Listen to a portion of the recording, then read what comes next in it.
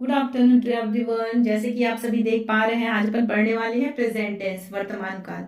है ना। वैसे तो देखा जाए तो टेंस जो होती है टोटल 3 टाइप होती है टेंस की: present tense, past tense and future tense. But आज अपन ओनली प्रेजेंट टेंस की चर्चा करने वाले। एक टेंस को बहुत अच्छे तरीके से समझ लेते हैं, उसके बाद पास्ट एंड फ्यूचर को क्लियर करते हैं। ठीक है। तो यदि एक रिलेशनशिप में आज बताने के लिए जा रही हूँ मैं, तो अच्छे से समझ आ जाएगा। आई थिंक रिलेशनशिप भूलने की नहीं होती है, भेजा में समझ आ जाता है। ठीक है। दिलो दिमाग में बसता है रिलेशनशिप, इसलिए प्रेजेंट टेंस को मैं रिलेशनशिप में समझाने की कोशिश कर रही हूँ। यदि प्रेजेंट टेंस को है ना एक पिता मान लिया जाए, ठीक है, प्रेजेंट टेंस को एक पिता मान लिया जाए तो एक पिता की 4 बेटे हैं। ठीक, प्रेजेंट टेंस के 4 प्रकार हैं। ठीक है, आप समझ आए। एक पिता की 4 बेटे हैं। पिता यदि प्रेजेंट टेंस हो गया तो प्रेजेंट टेंस के 4 प्रकार होती है, वही पिता की 4 बेटे हैं। फर्स्ट बेटा क्या हो गया? सिंपल, प्रेजेंट सिंपल, ये फर्स्ट बेटा हो गया, है ना, एक पिता के। और यहाँ पर सेकेंड आती है कंटिन्यूअस, ये दूसरे नंबर का बेटा हुआ है ना, तो प्रेजेंट कंटिन्यूअस। थर्ड बेटा क्या है? परफेक्ट, तो प्रेजेंट परफेक्ट। ठीक है। उसके बाद फोर्थ एंड लास्ट बेटा क्या है? Present perfect continuous. तो चलेंगे इसको समझते हैं एग्जाम्पल के थ्रू, सेंटेंस के थ्रू। यहाँ पर रूल भी लिखा है ना, कोई भी सेंटेंस ये फॉर्मूला पे ही काम करता है, इस नियम पे ही चलती है। Subject plus verb plus object, ये तीनों होती ही है एक सेंटेंस के अंदर। ठीक है। तो देखते हैं, मैं बाजार जाती हूँ। यहाँ पर मैं जो है क्या है? सब्जेक्ट, जाने की क्रिया वर्ब, और बाजार जो है वो ऑब्जेक्ट हो गया। तो इसका ट्रांसलेशन कुछ इस प्रकार होगा, मैं बाजार जाती हूँ, आई गो टू मार्केट। ठीक है, सिंपल एकदम। नेक्स्ट क्या है? इसी में अपन सिर्फ फर्स्ट है सब्जेक्ट बस को चेंज करते हैं, तो मैं की जगह यहाँ पर आ गया सीमा।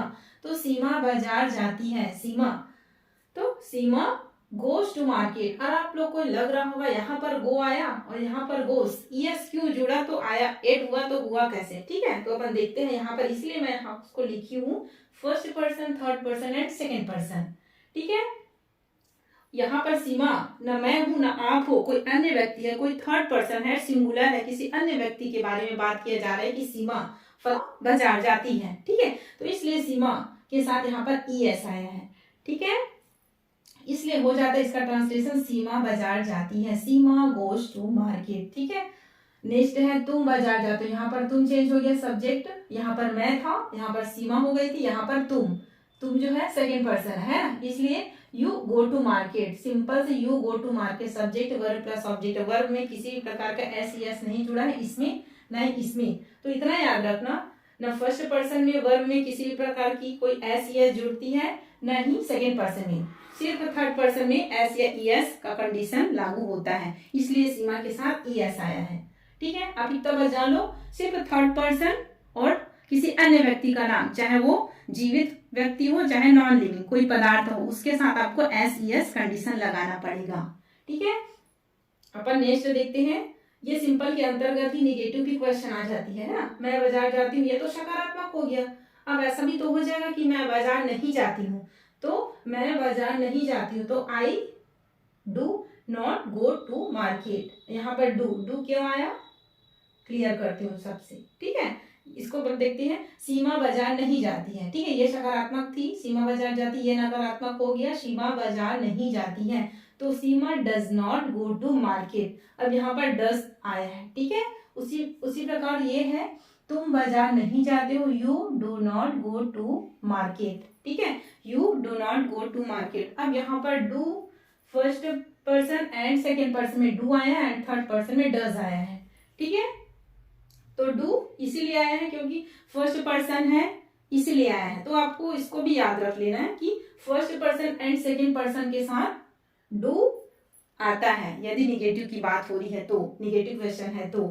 बाकी सबके साथ डस का यूज होगा, है ना। जैसे यहाँ सीमा है तो सीमा के साथ डस का यूज हुआ है। ठीक है, उसके बाद आती है, अब ये तो निगेटिव हो गया, अब इस प्रकार की क्वेश्चन भी हो जाती है कि क्या मैं बाजार जाती हूँ, है ना, क्वेश्चन मार्क लग गया। ठीक है, तो क्या से स्टार्ट हो, क्या मैं बाजार जाती हूँ, तो जो ये डू और इसमें जो डस और इसमें जो डू लगा है ना, वही फर्स्ट में आ जाएगा, फिर सब्जेक्ट हो जाएगी। तो हो जाएगा क्या मैं बाजार जाती हूँ, तो do I go to market and question mark.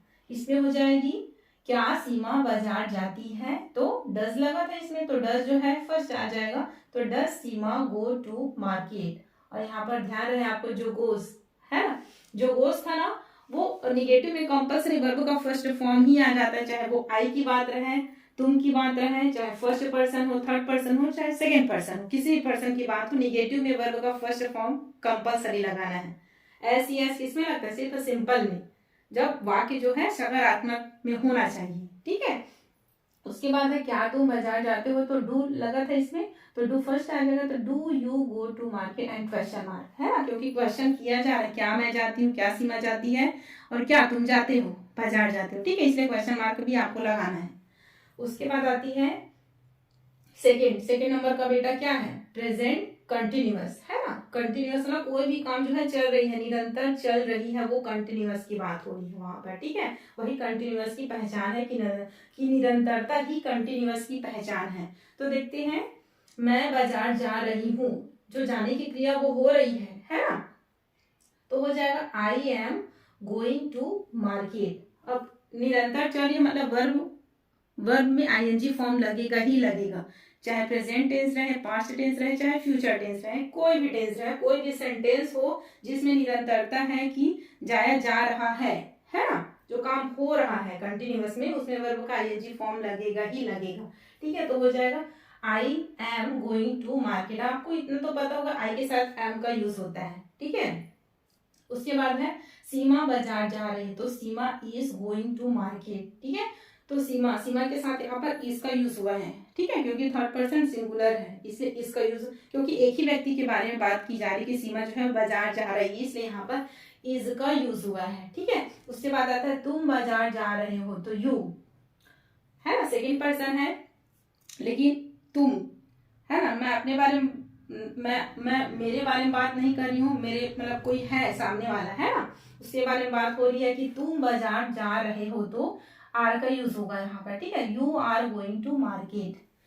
उसके बाद है परफेक्ट, तीसरे नंबर का बेटा, है ना, प्रेजेंट परफेक्ट। परफेक्ट मतलब कि कोई भी काम हो चुका है पूरा, डन, एकदम तैयार हो चुका है पूरा, तो वहां परफेक्ट प्रेजेंट टेंस है ना, कोई भी काम डन हो चुका है मतलब वो क्रिया हो चुकी है, वो परफेक्ट के अंतर्गत आती है। जैसे कि मैं बाजार जा चुकी हूँ, है ना, बाजार जा चुका है मेरे द्वारा, मैं बाजार जा चुकी हूँ, तो आई, है ना, I have gone to market. अब यहाँ पर गो का गॉन हो गया, गो वेंट गॉन होता है ना, तो I have gone to market, क्योंकि बाजार जाने की क्रिया जो है डन हो चुकी है, जा चुकी है, इसलिए वर्ब का फर्स्ट फॉर्म ना हो के क्या हो जाएगा, वर्ब का थर्ड फॉर्म। तो गो का थर्ड फॉर्म होता है गॉन, गो वेंट गॉन, तो I have gone to market. उसी प्रकार सीमा बाजार जा चुकी है, तो Seema has gone to market. यहाँ पर हैज क्यों आया, ऐसा हुआ,